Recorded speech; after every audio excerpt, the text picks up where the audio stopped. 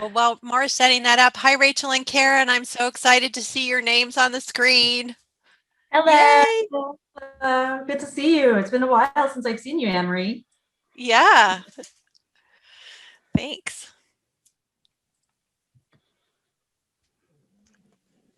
All right. And yep, that looks good. Thanks, Maura. You have the open with at the top. There Oh, you go. yeah. That, Yes, sorry. there you go. Perfect. Okay, so we'll get moving forward here. Today we are going to deliver the first module of a 2-module session, Crush Your Executive Presentation. We are committed to being finished within 60 minutes, so you can plan accordingly and we'll move forward. So here are the objectives of the 2 sessions that we'll be delivering. Today is part 1, and in part 1, we will talk about preparing yourself and your presentation. We'll see how to engage your audience in advance to pre-sell ideas and discuss improving virtual platform skills. And then we'll also see how to leverage Zoom for practice. In part 2, which is next week, we'll discuss increasing your confidence and managing anxiety. We'll talk about preparing for questions during your delivery. We'll see how to craft your image to get the results you want. And we'll talk about landing the plane and what that means. And we'll move forward.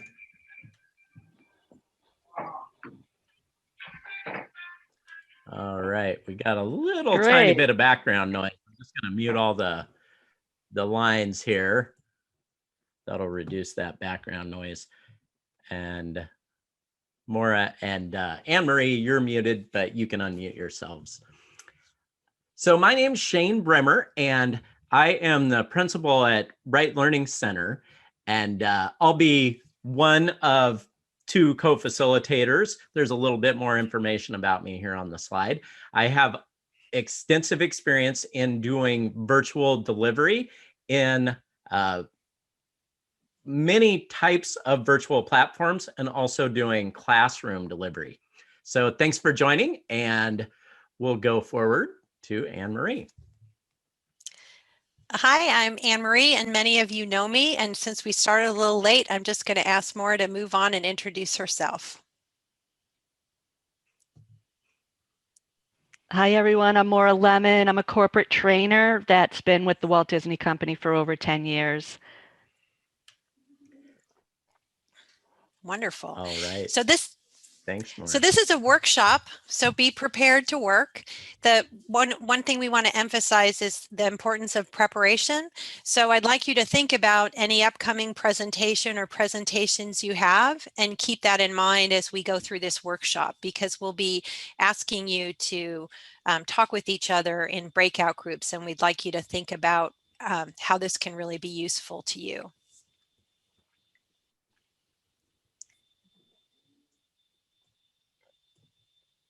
So probably most of you have read Stephen Covey, or at least know this quote.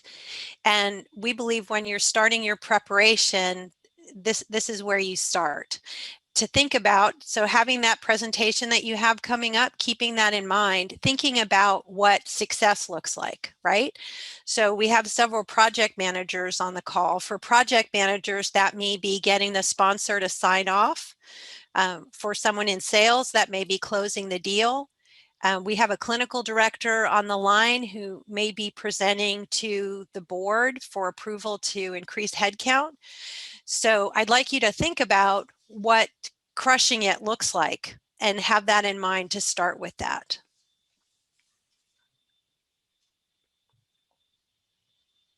Shane? All right. Thank you. So when we ask people if they're good listeners, I'll ask you, you can answer in your own mind right now. Are you a good listener? People often think, oh, yes, I absolutely am a good listener. I hear everything that's being said to me. And I take it in. And well, guess what? We're going to carefully evaluate using an assessment whether or not you're a good listener. And we're going to do this with 9 polling questions. And we'll share the results at the end. Now, don't worry, we are not going to share the results so that your name shows up, but it's just kind of a fun way for all of you, everybody who's here, to answer some questions and just think about your characteristics in listening to others. So you'll see these questions appear. Get ready, here they come. And be as honest as you can as you answer. So let's see how everybody did. Take a look at how the answers came across and think about how you answered. I think number 3 is a funny question, and it's interesting how often people provide advice even when they're not solicited for advice. That's a funny question, I think. Let's see here. Number 5 is also very interesting. Oh, nobody said that they don't give a response. And then let's see here. Okay, number 9 is also an interesting question.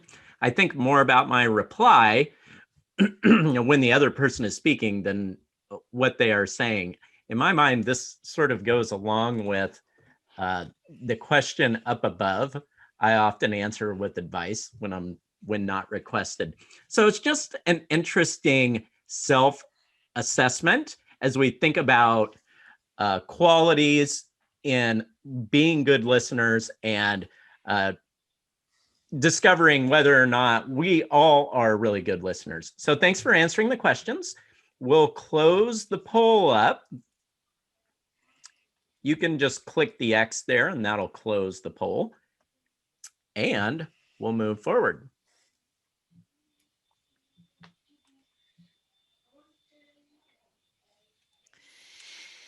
So this concept I actually learned recently, and I wish I'd learned this 20 years ago. I used to think that to do a great job with a presentation, it was really important to have my facts straight, to have all the data validated, to have my budget pencil, and to have a proposal that made sense. And and you can be right, I did clear presentations, but if you're not engaged with your audience and really thinking about what they want, you can be right, but not effective. So I learned this from a colleague. She called it pre-selling or socializing your ideas. And it's been very powerful for me. So what this means is connecting with people as part of your preparation for a presentation. So depending on your organization, you may have subject matter experts across departments, across functions, and it's helpful to validate your ideas with them, not only to get your facts straight, but to have people who are engaged partners. And to the extent you have access, if you have the ability to have brief conversations with people to kind of test the waters,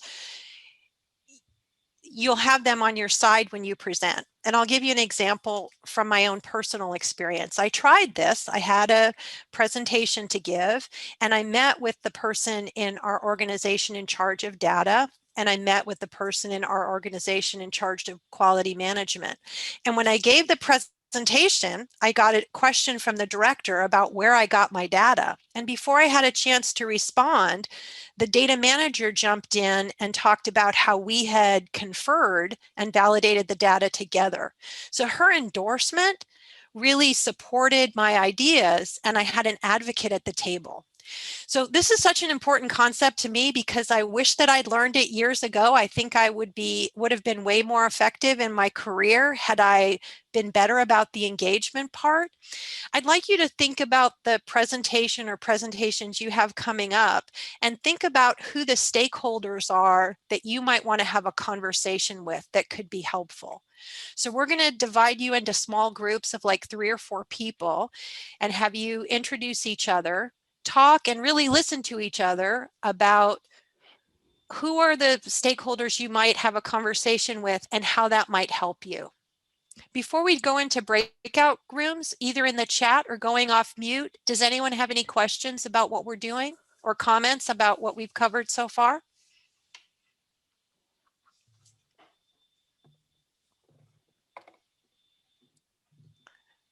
Thumbs up to breakout. Chris, you got a question? I wasn't really listening. Can you go over all of that again? Sure. Sorry, Thank you for your candor, Chris.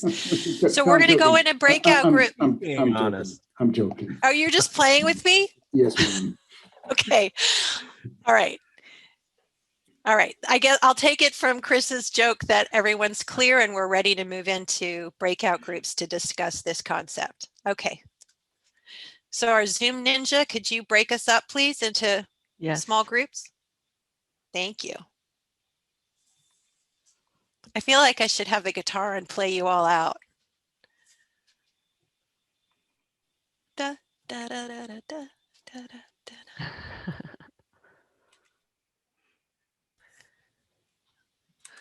Welcome Excellent. back. Oh, I get to see Karen's face and Rachel's face. Hi. This is great. Okay. So I was fortunate to be in a great breakout group with Tracy, who shared a really excellent point about, and she talks about socializing her ideas. She said, if you're going to get C-level people to the table, it's important to make the case and do that socializing up front so people actually show up for the meeting, which is a great point. So who'd like to share what they heard in their breakout group, either your own personal experience or something you heard from someone else? Please feel free to take yourself off mute and jump in. Otherwise, I'll call on somebody, Christopher Walter.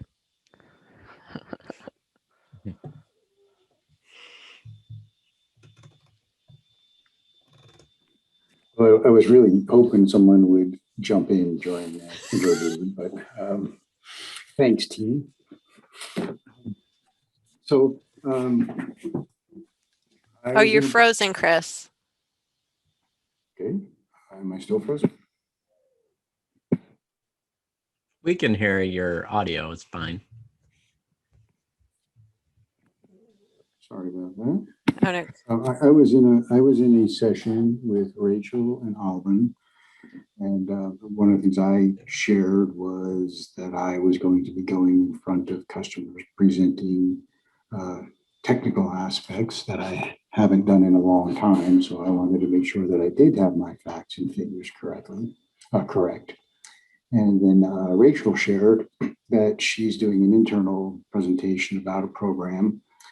And one of the things that she wants to improve upon is having, and I need to see if I can get this right, but basically being able to articulate the details of more detailed, granular level of things. I think maybe technical or more often. And Alvin was saying how he, one of the things that he wants to improve upon is, his listening skills and then contributing back based on what he hears. That's great. Thanks, Chris. Nikki, can I put you on the spot? Yes, perfect timing because I've got about 2 minutes, so I'm happy to share. I was in a room with Dana and David, and we really just kind of chatted about getting people to engage online and how this environment's been a little bit different and a little bit more challenging. But we're all kind of excited to be here and share ideas on how to do that. David shared that to get people's attention, you can sometimes find a video background that you can create and make. I work with students, and so trying to get students' attention, that's kind of where we were surrounding those ideas with. Great. Someone else? Karen, can I pick on you? I know you have a big presentation coming up, and I'm so delighted that you're here.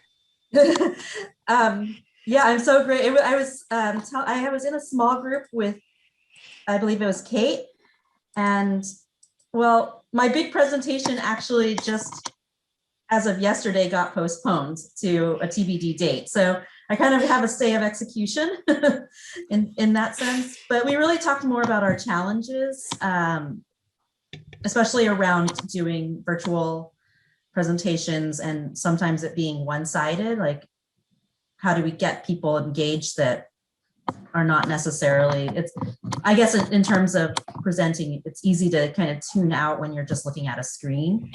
So keeping people engaged is probably one of the biggest challenges that I think I'm starting to experience. That's a really good point. And fortunately, we addressed that later in the workshop. So I think we're going to move on, and I hope that more of your questions are answered as we go. So thank you for being enthusiastic participants. Does anybody else have something to say before we go? No. Okay. So we recommend that you put your slide deck together or a presentation last. So this work about thinking about what your objective is, what done looks like, beginning with the end in mind is first, and then socializing your ideas, pre-selling them, making sure that you have advocates at the table and people will actually show up is important first. And then assembling everything before you edit down to what you want to present. So pulling all the relevant data, pulling all of the imagery that you want to show, pictures that you want to have. We use the image of like building a gingerbread house or doing a scrapbook, that you put everything together and be okay with ambiguity for a little while as you start this process.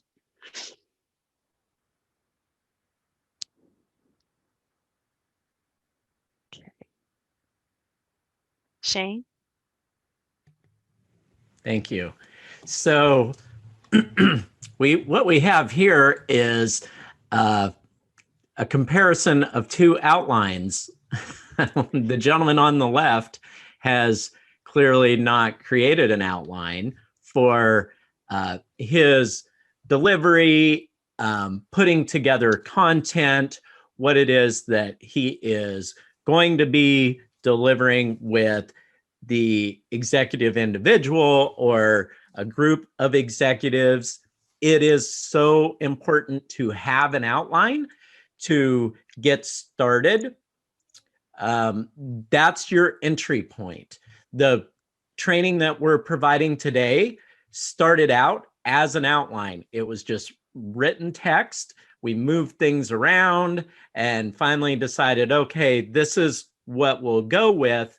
And then we started putting our thoughts together. So that's really one of the first things that we should be doing. And we'll go forward.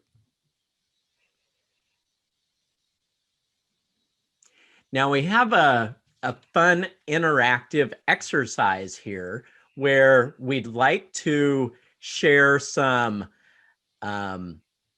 statements or words that may fall under the purple frowny face person at the left. These are terms like our budget is very limited, or people making objections to whatever your ideas are, and could even be things that we say without really thinking about how it comes across to someone else. And then over on the right-hand side, we'd like to find alternatives for those terms that show up on the left-hand side. How can we spin or modify conversation so that it sounds more positive? For example, we have objections at the left, could really be areas of concern. Our budget is very limited, could be let's discuss the best use of current resources as we see at the right-hand side. So we'd like to know some other things from all of you that you may put over on the left-hand side. So let's start at the left-hand side. And we're going to do this using the annotation tools. So I'd like you to go up to the top of your screen, grab your mouse, roll around, and you'll see a view options up at the top. And you're going to be selecting annotate. Choose annotate. And once you've selected that item, you'll see a kind of a toolbar across the top. Click the letter T for your text tool. And then click in the white space down below and type your thought, whatever term or statement you have, just type away and click someplace else in the white space and your text will appear. So no head count available. Good one. We don't have the resources. Yes. You're all way better at this than I am. When I was in my 20s, I actually told an agency head, dude, your budget doesn't pencil. And it didn't go over very well. So we need to tell people the truth, but in a way that they can hear it. So Shane said spin, but I think of it more as reframing. We're still telling the truth, but we're telling it in a way that people can hear it. So thank you for those who are participating in this exercise. Palatable and good for discussion. Right.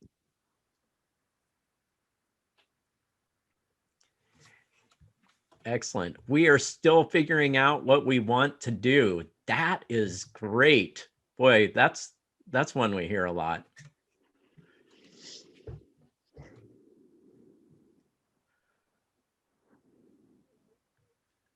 Discuss available resources over there on the right-hand side. Excellent.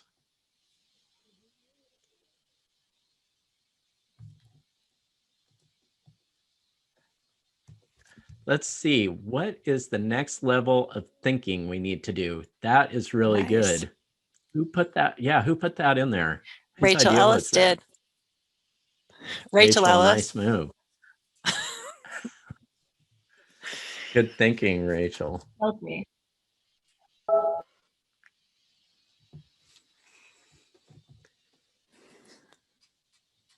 Excellent. Okay, so great ideas. What creative solutions can we offer? Ask some questions, right? So just being thoughtful about how to position ourselves in a positive way and moving forward to positive thinking. Really good Right. exercise. Thank you, everybody, for the input here. Anne Marie, do you have further comments before we move forward?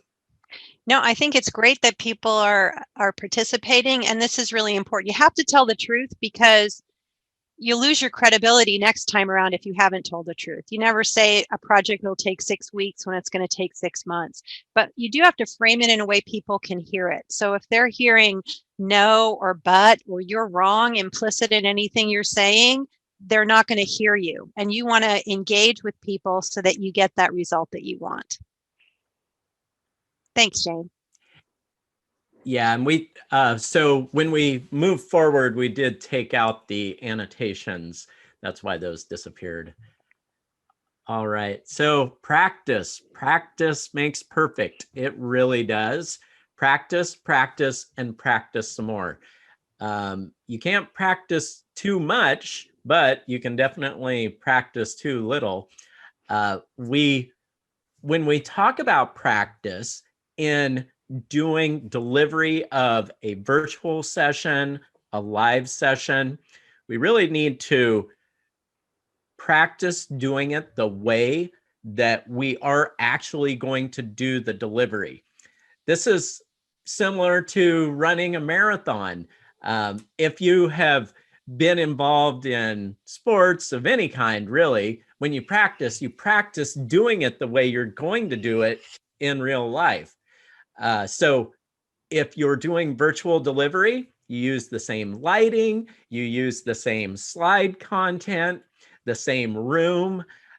Everything really should be the same as when you're going to do the actual delivery, rather than like changing locations. This morning I thought, oh, maybe I'll take my computer downstairs and work in the backyard because it's a nice day. And I had to stop myself and go, oh, I'm going to hold on that idea because I haven't delivered this in the backyard outside. So I'll just go to my office.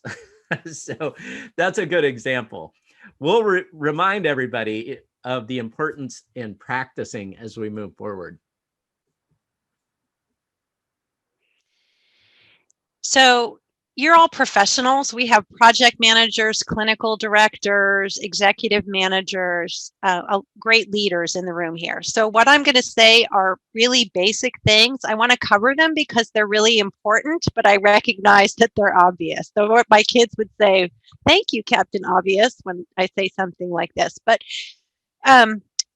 getting the who, what, where, when, why is really important. Like, who you're presenting to, what you're presenting, so that's communicated clearly. When, Shane and I have talked about this. Shane's done a lot of multinational work, and sometimes the time zone is automatically changed in an invitation, and sometimes it's not. So we need to be mindful of that in arranging any kind of presentation. The other thing I think is it's an obvious thing, but important to remember. Executives and CEOs are people too. When I asked folks for feedback in advance of this session workshop about what they were most concerned about, I had several people say the higher up the chain people go, the more nervous I get. It's one thing to present to a manager, another to a director, and it's really intimidating to manage to a CEO. So I know this is a really obvious statement, but it's important to remember CEO is a person too. So we'll move on, because we want to be good about time. So I just want to check in. Actually, we haven't talked about land the plane yet, but that's about being able to finish your presentation. If someone says you got 2 minutes to close, that you're ready for that. Practicing pre-selling your ideas and assembling materials. I'm going to move on here too, because I'm looking at the time. Back to you, Shane.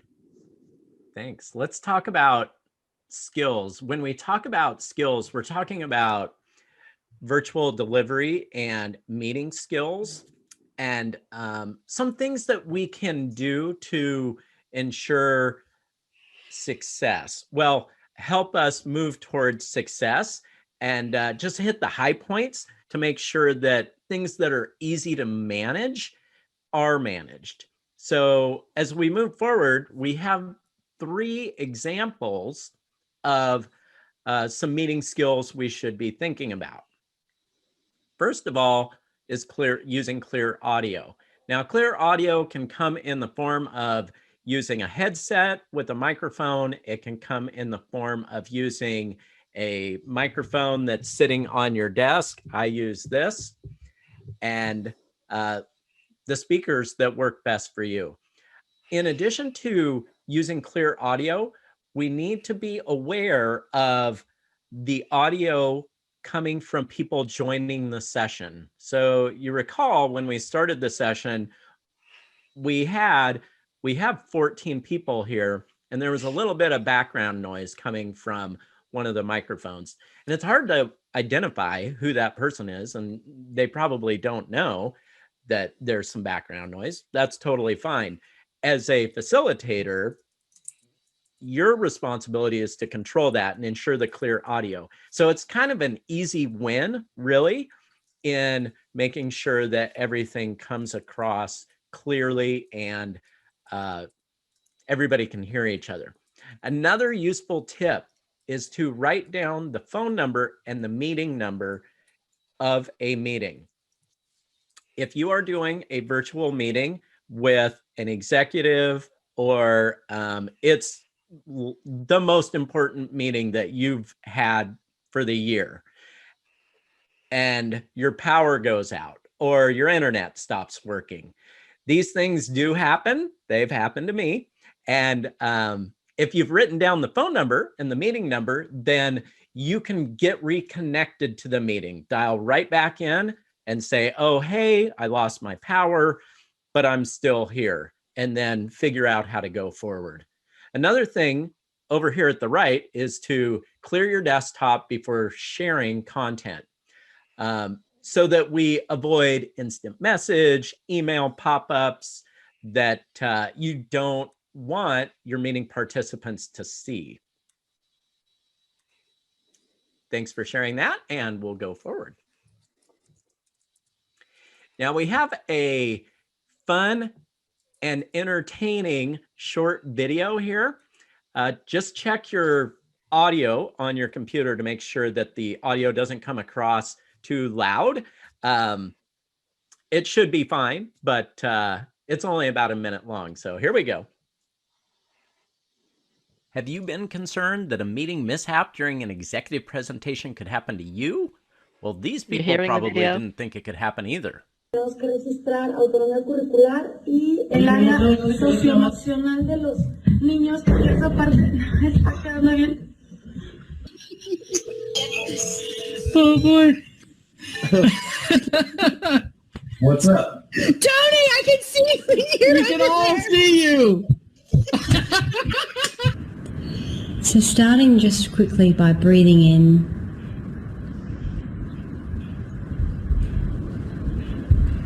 and breathing out. Maple, can you stop just for a second? 3, 2, 1. More cold air. 3, 2, 1. Here are some basic meeting guidelines. Practice, practice, and then practice again. Work in a quiet space. Use good quality video with an appropriate background, and, of course, expect the unexpected.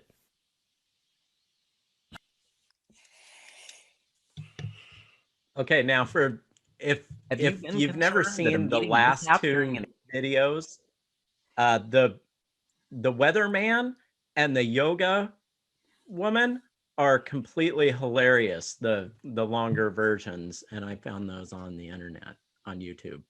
So if you have some time to kill, then they're funny if you find them. So we talked about this in our conversation after the breakout group. I think several people talked about how it's harder to engage in the virtual space, right? So, and you can look at the cameras and see what people are looking like. And if your audience looks disengaged, it's probably time to expect something from your audience, to ask a question, to check in, to see if we're all on the same page, or to do some of the interactive exercises Shane and I have been doing, like annotating a document or taking a poll, or if it's a brief presentation, just asking a question to check in to see how people are doing. Because as several folks have pointed out, it's easy to check out in a presentation if nothing is expected of you. And the best presentations are a relationship, right? You're giving to a person, but they're giving back to you by their attention. Moving on, Maura. So we talk about leveraging Zoom for practice, and there's other platforms that you can use to record as well, but this is a really powerful tool. You can control your image and control how you look in a virtual presentation in a way that you can't in person. So that's one of the advantages. If you record yourself on Zoom, you'll be able to see exactly how your presentation is coming across and be able to make changes based on that. This has been huge for me. I'm consciously trying in this presentation to talk more quietly and more slowly, which is probably funny to you all hearing that I'm loud and fast. But the first time I recorded myself giving a Zoom presentation, I was shocked, right?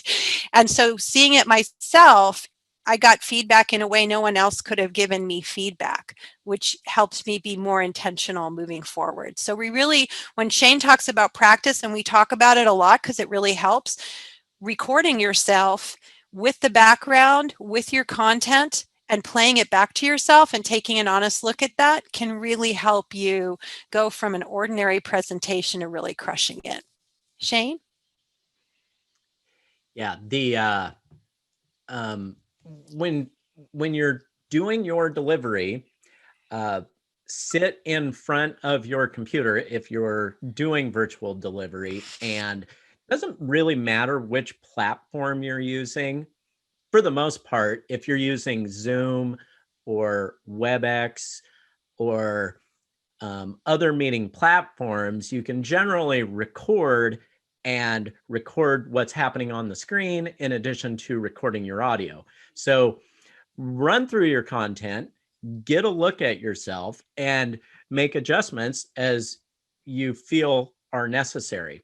We have a short instructional video. It's about a minute long, and it shows the steps to start a recording and what happens when you create a recording. And we'll play this and then we'll move forward. Recording a meeting is easy. Here are some useful things to know. Recording allows you to save the file to your computer or to the cloud. Make it simple for yourself though, and save it to the cloud. This way you can easily send a link to others to view it. If saved directly to your computer, you may end up with a very large file that can't be sent via email. Note that recording to the cloud requires a paid license. A recording is created in MP4 format. This is a standard file type that pretty much everyone can play back. Only the host or co-host can start a recording, and the file lives with the host who set up the original meeting.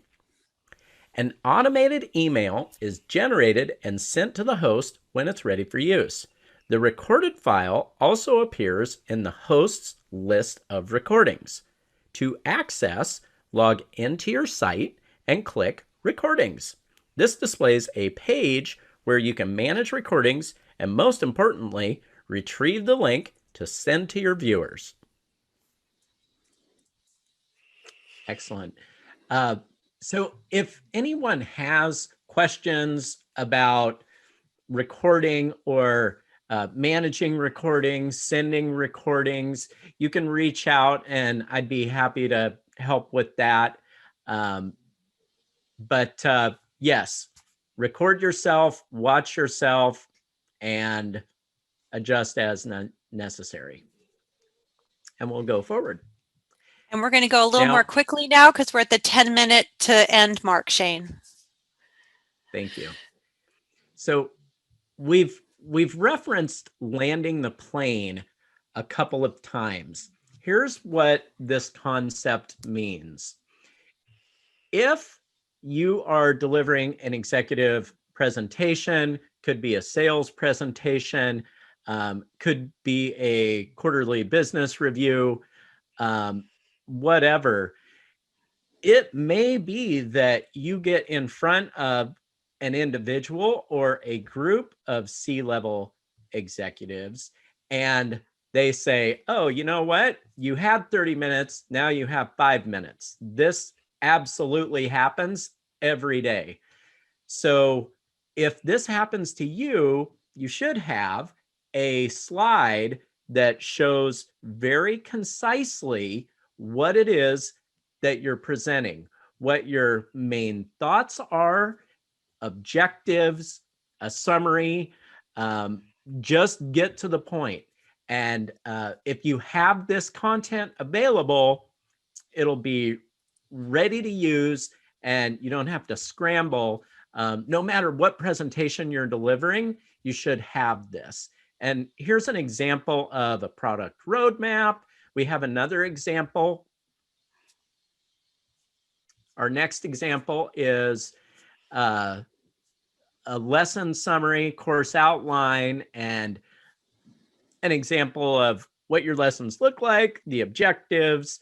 And here we have 4 quadrants with main ideas on a slide. So when you're creating a presentation, have this executive summary.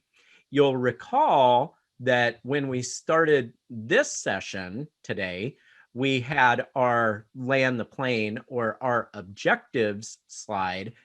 And we're going to revisit that objective slide at the end of today's session. So we started with it and we'll be ending with it. There's a lean canvas model if you're going to venture capital for funding, and they recommend that you only have this summary land the plane slide that has your ask, your deliverables, your data all clearly shown with pictures, charts, and graphs preferably, and really simple. So for busy executives, now ours is a class, so it's not having the kind of data that you would have in your presentation, but having your key ask and your data to support it is important in this executive summary. It makes a great handout for executives to be looking at. And if you only have one slide, this is your slide.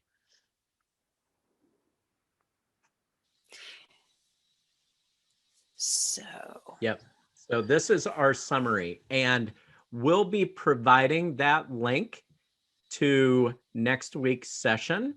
Thank you, Maura, for putting that into the chat, because participants won't be able to click on this, but open up your chat and you will be able to use that link in the chat. Thank you, Maura. And we'll start to wrap it up here. So today we have gone through part 1 of 2, preparing yourself and your presentation, engaging your audience in advance to pre-sell ideas. We talked about improving virtual platform skills, and then finally leveraging Zoom for practice. Next week, in the next session, we will be talking about increasing your confidence, managing anxiety, preparing for questions, crafting your image, and then again revisiting Land the Plane. So we do hope to see you in that next session on March 4th. And as we wrap it up, I'll invite Anne-Marie for further comments. Well, I'd like to see if we have questions. I kind of rushed through the later slides to make sure that we got a chance to cover this first part. But does anybody have any questions on what we've covered so far? Albin, do you have a question? You got to take yourself off mute. I can't hear you. Oh, great. Thank you. It's been an amazing program, and I think I learned a lot from it. Thank you for the presentation. Oh, that's very gracious, Albin. Does anyone have any questions? Okay, so Maura is going to put 2 links in the chat. One is to register for the next session, and one is literally a 1-minute SurveyMonkey. It only has 4 questions, but it's helpful to us to know if we were useful to you or not, and also to give us an idea of the best times to offer workshops like this. So if you have a moment to fill that out, that would be great. You got the survey and the link to register. And can I say something shortly? Yes, absolutely. I strongly believe that if you share the initial survey, you have people opinion on the listening, the self opinion on the listening. At the end of the program, you will definitely not have the same result because people have learned a lot from the presentation. Thank you. Oh, thank you. I'm glad you like the listening exercise. It's something that I need to work on, Albin. Just because Shane and I are teaching this doesn't mean we don't have things to learn. And so thank you very much for your feedback. Well, I don't mind letting folks go early. Thank you so much for your time. We wanted to make sure that we honored this hour with you so that you had time to get back to your important work. But we're so grateful to you and appreciate. We hope you sign up for the next section, that you invest in yourself and sign up for the next session. And if you're willing to give us feedback through the survey or emailing me, everyone should have my email from the Eventbrite, but I'll go ahead and put that in the chat as well. If you you draft your Land the Plane slide and want to send it to me between now and next week so I can give you some feedback, we're going to work on that land the plane in the next session. And also in the next session, we'll work on things like crafting your image, using lighting to your advantage, and really managing your anxiety. So it'll be hopefully a fun and interactive workshop. So you want to help us sign off, or thank you, Tracy. Thank you.